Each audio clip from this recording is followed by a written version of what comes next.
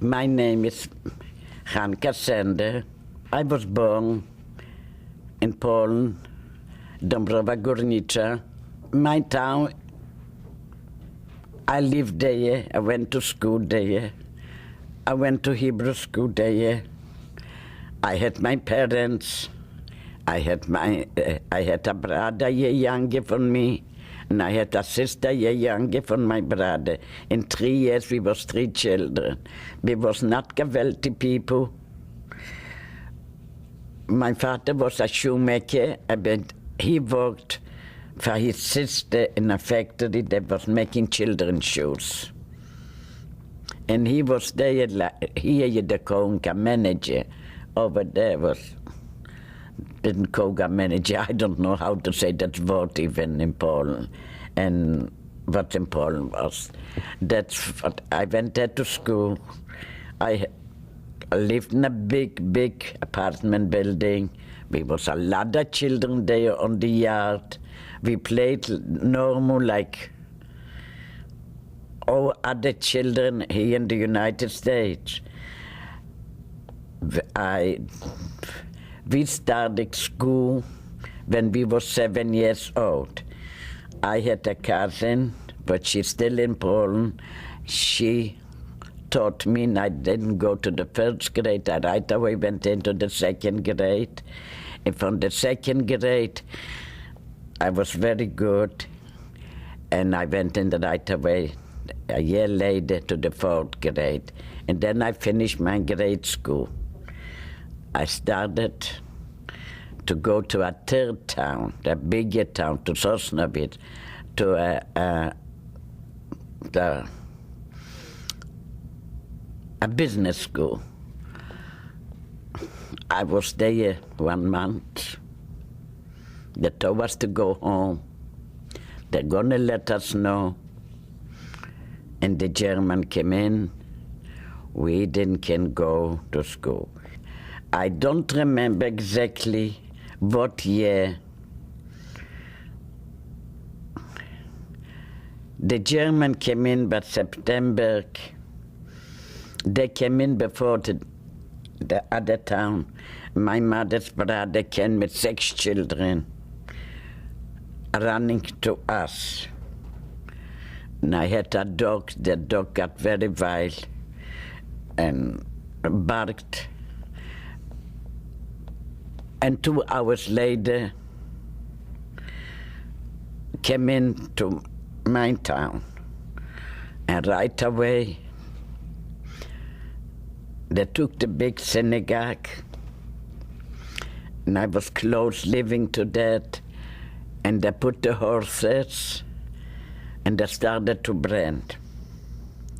My uncle took the children and went home. The same night, they brand the synagogue in their town. My uncle was hiding there. They threw him in the fire by life.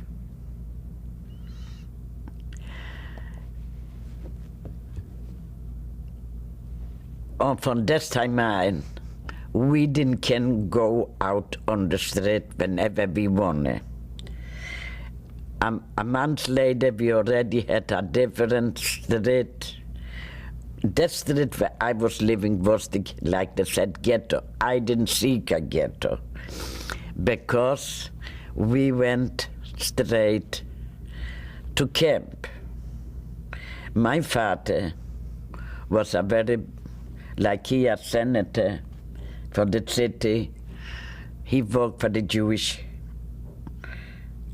federation here.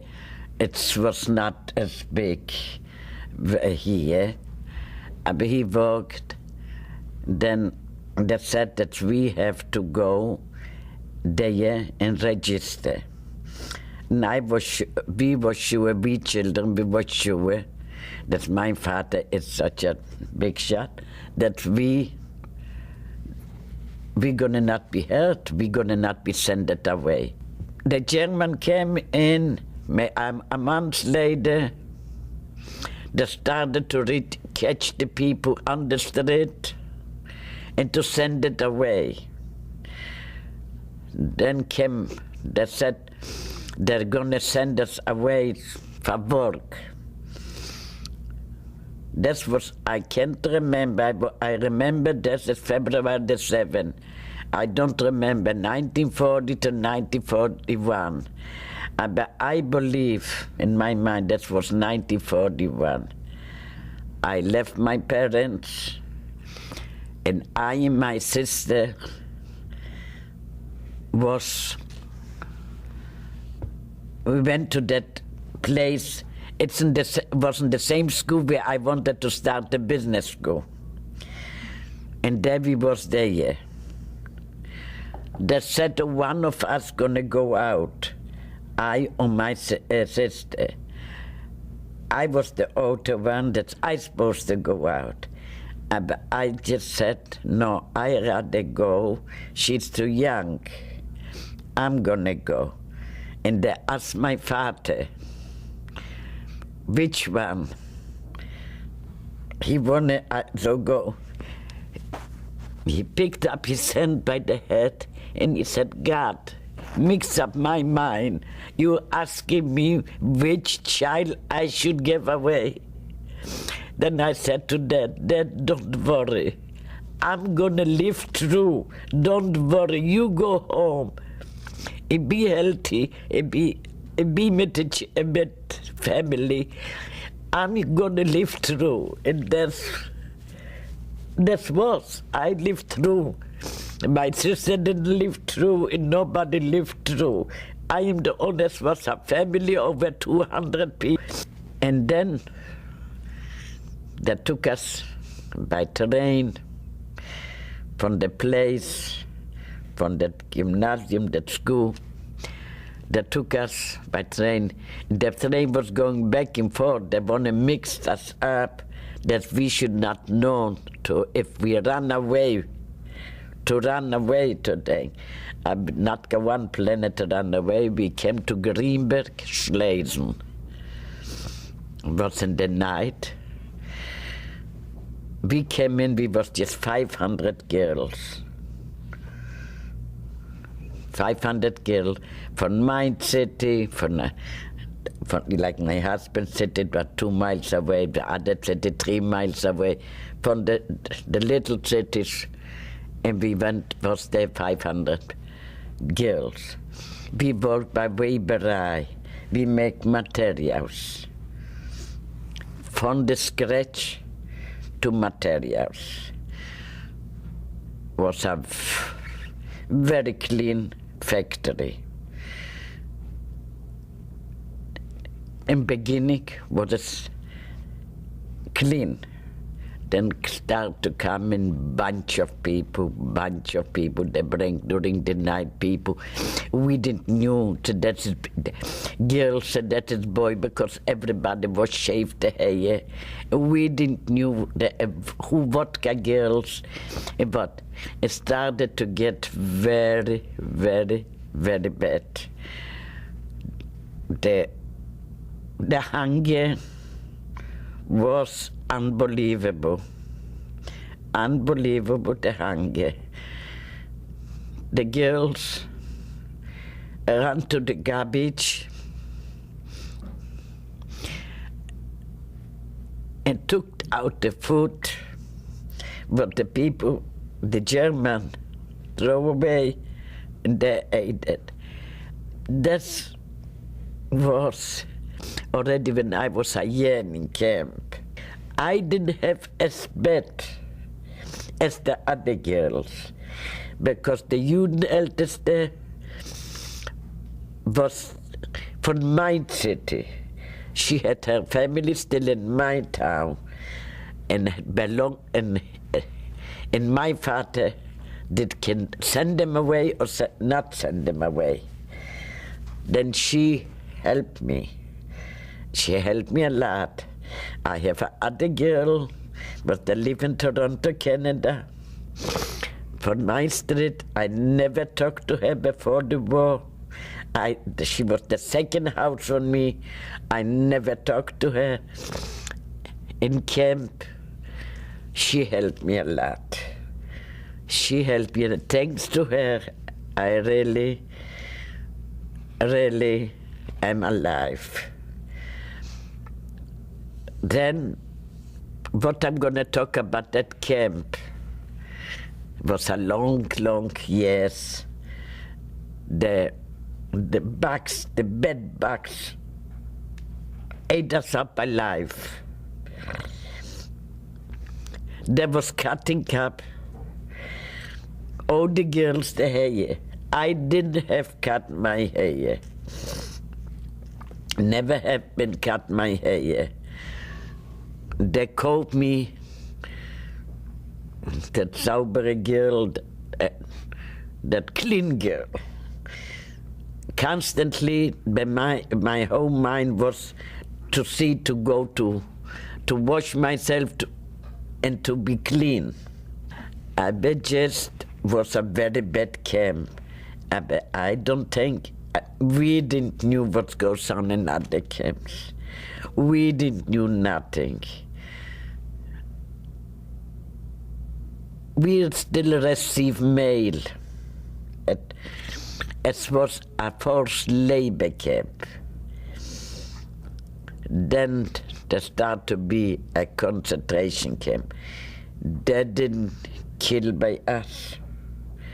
They didn't burn us. But 1944, I think, by the end of 1944, they took us to the march. That was the Dead March. We was going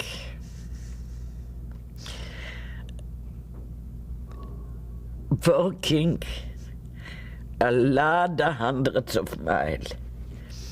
It was snow and it was cold. And they didn't give us food. We had a small little pot with a spoon. We were scraping the snow to the pot. And that's where we ate. In the night, they put us in together with the cows and the horses. The horses got wild. There's so many people. They bite the girls up, the chicks, the hens, whoever was closer to this. One time, everybody, we had to get out from that barn. And I said to my other friend, let's not go farther. I can't go farther anymore. Let's hide here in the straw. We was thinking that we was just the two of us. We had started to dig. We was over 20. And they came in and they took us by horse and buggy to the transport. We was very hurt. We was beat. From this time on, I didn't run away anymore. We came into Bergen-Belsen. We walked to Hanover. We walked to Hanover. That was maybe 700-800 miles. We was on the road, without shower, without washing, without changing our clothes. For 7 weeks, the lice started to eat us up alive. They was crawling all over us, and they come into the eyes. Wherever was hair, they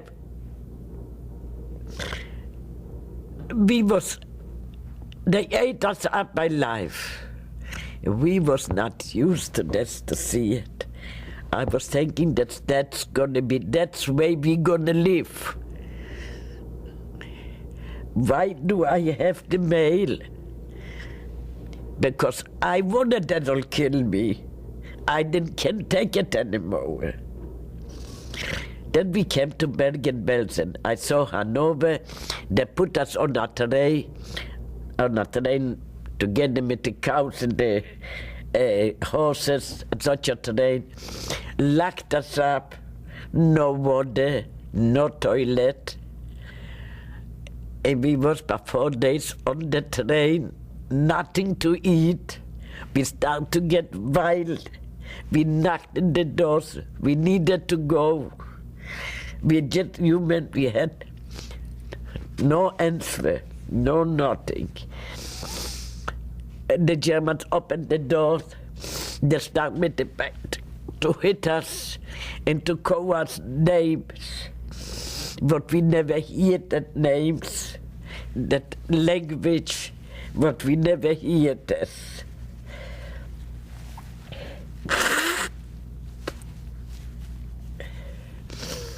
We came to Bergen-Belsen in the night.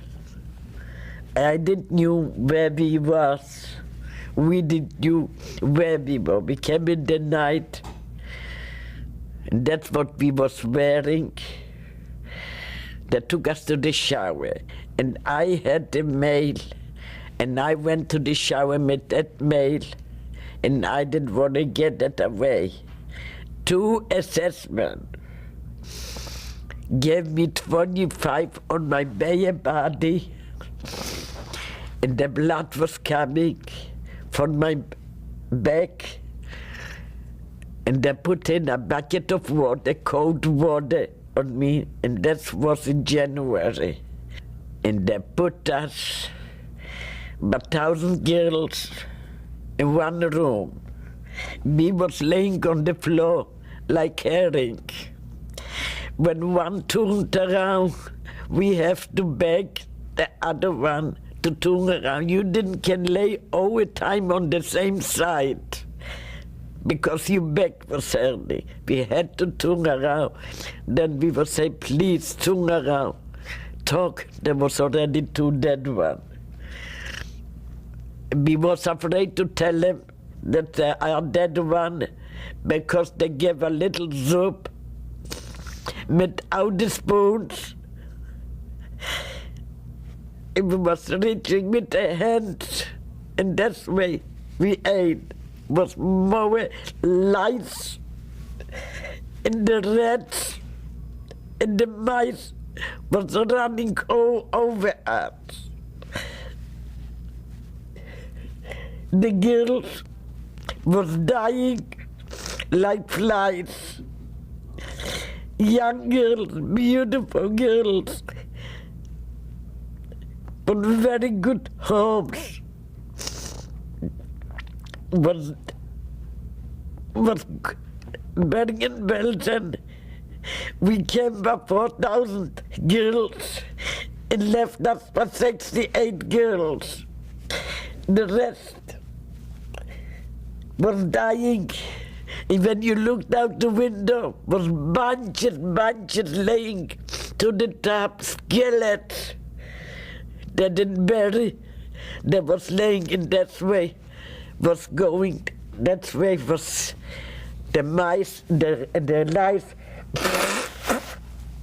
was spreading all over. They can get even rid of this. Then I had typhus. Came a lady. She knew somebody in my town, and I knew that person. She was a Jewish lady. She had something to say. She put me with the sick one. Then it was already good. There we were 6, 7 girls in one bridge. 4 was dead already. We didn't say it because we wanted that piece of bread. We wanted that little soup. Then they're saying they were saying the bombs are going on. We wasn't that like have to say a hospital. It was no hospital. No qualities, no nothing.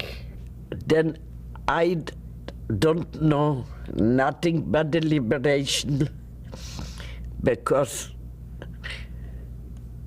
I was sick and I was laying on that bridge, and nobody cares if I am alive, I'm not alive, and I didn't care what if somebody else. We was laying with dead people. We was selfish. We was hungry. We was dirty. We was not human at all. Not human at all. Then the English came and the Scot. When they woke me up, I saw again the soldier. I was scared. That's what they said, that I was screaming, and I fell asleep again. They woke me up again. They took me to a washroom, and they gave me a bed.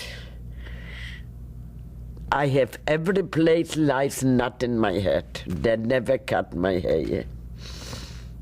I had every place full of lice, my hair knot. They were so surprised. And it was after the liberation already. Then they came, they didn't can clean, even the English didn't can clean up their camp. They throw out the American from the barracks, from the not American, the Germans, from the barracks, from the clean one, and they put us down there. When we moved into that barracks, we was very weak, very weak, and people started to die more. This was still at Bergen-Belsen? Yeah, to die more because we started to get the food. Our stomach was not used anymore, and we was hungry. The people reached very fast for everything, but everything they can put on the hand, because we was hungry. We didn't see food for so many. They gave us something that was like nothing. We was young. We was hungry. And awful lot of people died. I was in Bergen-Belsen maybe, I cannot even think of that. They wanted to take us. I was already on the trucks to go to Sweden, but we did for sick girls. Then I have there, she called herself a cousin. We have us together the same uncle. The uncle was mine uncle, was her uncle from the father's side, my uncle from my dad's side. She was all right. Then she came up to the truck and said, and told them that she gonna take care of me. And slowly then my husband, somebody went to Buchenwald. I don't know how they went to Buchenwald. That's behind my mind. I don't know how they have strength to go. He hitchhiked, you know, but a car, but a truck, whatever. And he found out that I'm in Bergen-Belsen. He came on a bicycle. Buchenwald was liberated by the American. Dead people from the American side had very good, because our country is a very rich country, and they gave the people a lot of food. And he took that my cousin, to Bergen-Belsen. It took us, maybe a week to go to Bergen-Belsen. We hitchhiked. An English truck go by.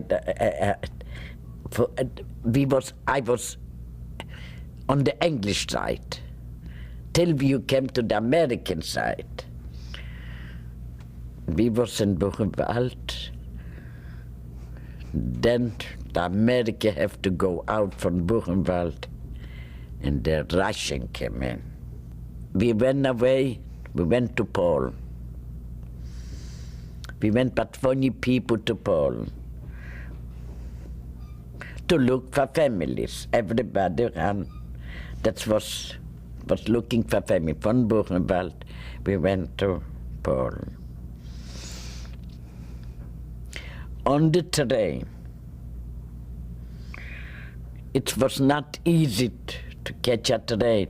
We was going for days and days, and I don't know even, I don't remember how many days.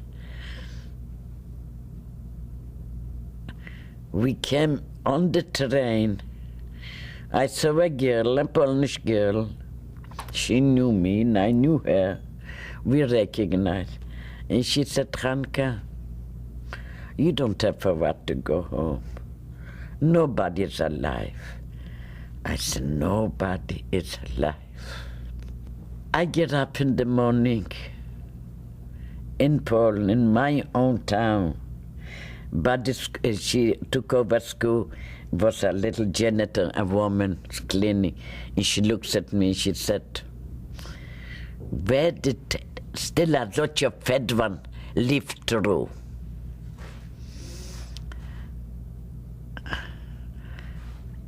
I said to them, we gonna stay here in Poland. That is, I said, I'd outgrown already Poland. I don't want to stay here. I don't want to stay in that anti-Semitic, that there she tells me, a janitor, tells me where did I live through and I am still so fat. I was fat, but I was swollen up from the typhus. And I was in the same city. I went to the cemetery. And I always in camp, I used to say, I'm gonna rent myself an apartment near the cemetery to look it out, and just to stay. And I never gonna marry. I never wanna have got children, because to bring up children and to give it to the German, that will take by the feet and kill them. I said, no.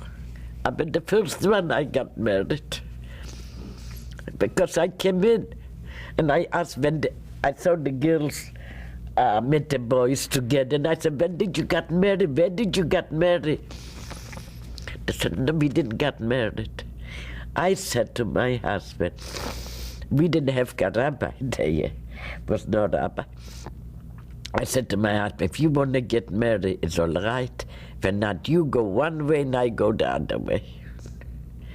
We went to a big city lodge, because it was in the group was 2 people to what there was for lodge. When we went to go to lodge, took us other 6-7 days to go there, because the trains were not going regular like it's supposed to go. We went there and we got married there. And I said, no, I'm not gonna stay here in Poland for no money in the world. I don't have for what to look here. We have to get going. And I really didn't want to go to Germany either. But I wanted to go there with the American. And we came to Frankfurt am Main.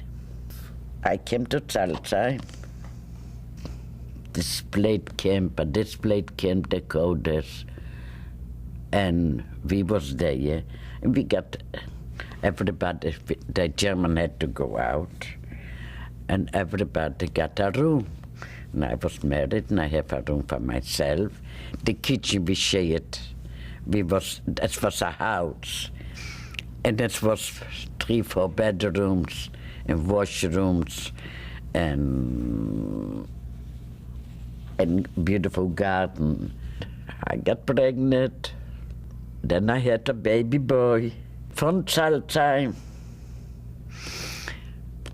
we arrived down to, they had announcement, you can go to Canada. We signed our name to Canada. We can go to Australia. We signed the name. I said, where they gonna go us first? There we gonna go. In Germany, we don't want to stay. Where they gonna go us first? There we gonna go. They're gonna go us to Israel. We gonna go to Israel. Where we wanna go, there we gonna go. They called us to America, and we was glad. And I worshipped the ground, every little stone. What I am stepping on it in America is to me the biggest precious. Like I would step on diamonds, on pearls. Nothing, nobody can buy that pleasure what I have when I step on the street.